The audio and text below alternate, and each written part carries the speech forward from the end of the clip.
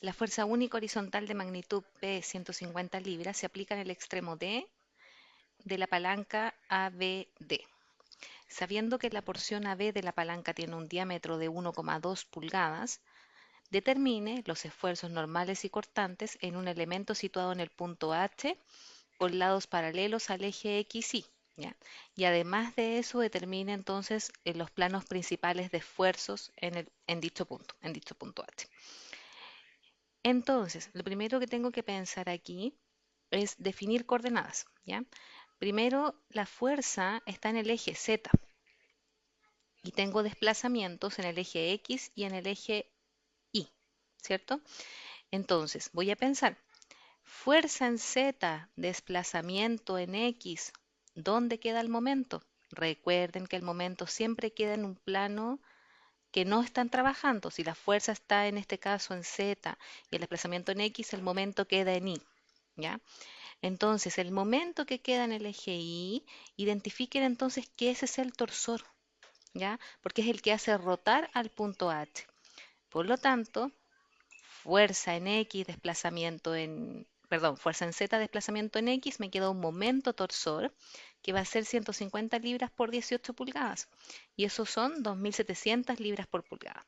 Y esa es una rotación que queda entonces en sentido fuerza hacia adentro, desplazamiento a la derecha, me queda en sentido antihorario positivo, ¿ya? Luego vamos a ver un dibujito con, obviamente, las dos rotaciones. Luego, la misma fuerza que está en Z, ahora la voy a trasladar por el desplazamiento en Y. Entonces digo, fuerza en Z, desplazamiento en Y, ¿dónde queda el momento? El momento debiese quedar en el eje X y debiese ser una rotación en sentido antihorario en el eje X, perdón, en sentido horario en el eje X, negativa, ¿ya? Entonces voy a decir momento flector, fuerza en Z, cruz desplazamiento en Y, 150 por 10 pulgadas, me queda 1500 libras por pulgada. Pero esos son los momentos, el momento torsor y el momento flector, no son los esfuerzos, ¿ya? Y para ustedes determinar los puntos en los planos principales y los esfuerzos principales en el punto H, ustedes tienen que o necesitan los esfuerzos, ¿ya? Recuerden que en el eje X van los esfuerzos y en el eje Y, tanto en el eje X como en el eje Y van los esfuerzos normales o de flexión, o puede ser una combinación de ellos. Podría ser tracción, compresión, o podría ser flexión más torsión, perdón, flexión más compresión o flexión más tracción, ¿ya? Y en el torque X y es solamente el esfuerzo cortante. Entonces el momento torsor solamente me sirve para calcular el esfuerzo cortante.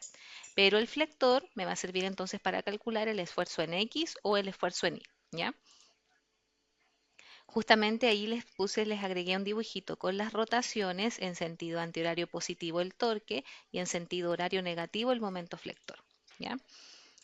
Recuerdo que ya los calculé y voy a calcular los esfuerzos. Entonces, el esfuerzo de flexión en el eje X, que es el que va a producir el momento flector que queda en rotación en el eje X, sería 32 veces el momento flector partido por pi por el diámetro al cubo. Recuerden que esa es la fórmula despejada, ¿ya? La fórmula genérica del esfuerzo de flexión es 32 veces, perdón, es momento flector por el centro o por Y, que es la flecha, partido por el momento de inercia. ¿Ya? Entonces esta es la fórmula despejada, considerando que el eje es circular. Entonces me queda un esfuerzo de flexión de 8,84 kSI. ¿Ya? Luego voy a determinar el esfuerzo de torsión. Nuevamente esta es la fórmula despejada, porque el esfuerzo de torsión es em, torque por el centro partido por J, que es el momento polar de inercia ahora. Entonces, este sería 16 veces el momento torsor partido por pi por el diámetro al cubo. Y eso me queda 7,96 kSI. ¿Ya? Ahora tengo que identificar estos esfuerzos donde van en el estado de torsión. Como les dije anteriormente, el esfuerzo de torsión como tal es el torque XY. Entonces el 7,96 va aquí. ¿Ya? Pero el esfuerzo de flexión podría ir en X o en Y. Tengo que interpretarlo desde acá. Entonces, cuando el momento flector rota en X, ¿qué le pasa al punto H? ¿Se estira en el eje Y o se estira en la horizontal? Eso es lo que tienen que pensar. Entonces, si nos fijamos en la rotación en el eje X, el punto H se va a tender a estirar. Por lo tanto, la flecha va hacia afuera y el esfuerzo en Y corresponde al esfuerzo de flexión en este caso. Y el esfuerzo en X es cero porque no tengo nada que lo estire en el eje X. Tendría que haber una rotación en Z para que se estirara en el eje X, ¿ya? Y en este caso no existe.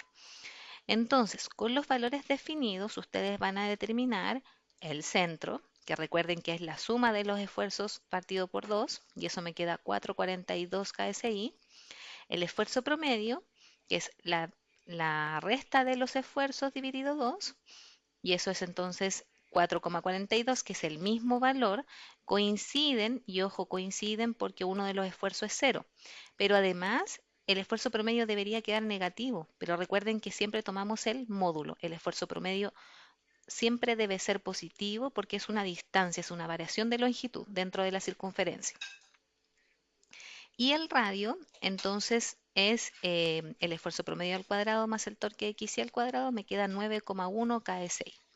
Con esto ustedes van a poder determinar el mínimo y el máximo, ¿ya? Como el radio es mayor que el centro, entonces yo ya sé que el esfuerzo mínimo va a ser C menos R, porque me va a quedar justamente en el lado de la compresión. Así que el mínimo sería C menos R, y me queda menos 4,68 KSI, y el máximo sería C más R, que entonces sería 13,52 KSI. Con eso determiné los esfuerzos principales, pero recuerden que el esfuerzo máximo y mínimo son los esfuerzos principales y el cortante máximo es el radio. Entonces ya tengo dos ítems de la pregunta del ejercicio, ¿ya? Pero además me pregunta por los planos de falla. Entonces recuerden, para determinar los planos de falla hay que dibujar el círculo, identificando los puntos A y B. Recuerden que A es el esfuerzo en X, punto y coma, torque XY, y el esfuerzo en B es el esfuerzo en Y, punto y coma, torque XY. Entonces me paro en el esfuerzo en X, vale 0. Veo hacia dónde me hace rotar la flechita, me hace rotar en sentido antihorario positivo, por eso pongo 7,96, que es el esfuerzo cortante, ¿ya? Y en el caso B, me paro en el esfuerzo en Y, vale 8,84, flecha hacia afuera me indica que es positivo. Veo hacia dónde me hace rotar la flecha en horizontal y lo hace rotar en sentido horario, por lo tanto pongo menos 7,96. Trazo la diagonal entre A y B que tiene que cruzar por el centro de la circunferencia y escribo mis ángulos. Recuerden que el ángulo 2 teta es el que se forma con la horizontal y el ángulo 2 gamma es el que se forma con la vertical. Determino los ángulos, ya formando siempre el triángulo rectángulo, recuerden, y conociendo que el opuesto sería el torque XY y el esfuerzo promedio sería el adyacente. Por eso digo que la tangente de teta va a ser opuesto, que sería torque XY, partido por el adyacente, que sería esfuerzo promedio. Entonces, bueno, y luego me tengo que recordar que teta más gamma tienen que valer 45, porque ese es el plano máximo de rotación donde el elemento fallaría. Por lo tanto, gamma va a valer 4,52 grados. Y esos ángulos son justamente los que definen los planos de falla. Teta representa el plano de falla por esfuerzo principal y gamma representa el plano de falla por torsión. Pero ahora hay que saber en qué sentido gira. Entonces, para eso me paro en el eje X, tengo que rotar hacia el punto A, hacia la diagonal, ¿ya? Entonces voy a tener que rotar mi eje X en sentido horario. Por lo tanto, el plano de falla va en este sentido y representa los esfuerzos mínimo y máximo, ¿ya? Luego, el plano de falla por cortante máximo, entonces iría en el sentido opuesto. Ahí tengo que tomar el eje Y, tratar de rotar el eje Y y dejarlo en la posición de la línea roja que traza los puntos A y B. Y entonces mi giro tendría que ser en sentido antihorario positivo. Por lo tanto, mi esquema queda de esa forma. Recuerden que los esfuerzos que van hacia afuera representan el centro de la circunferencia y el torque XY representa el radio, que es el esfuerzo cortante máximo. Y ahí estaría finalizado el ejercicio.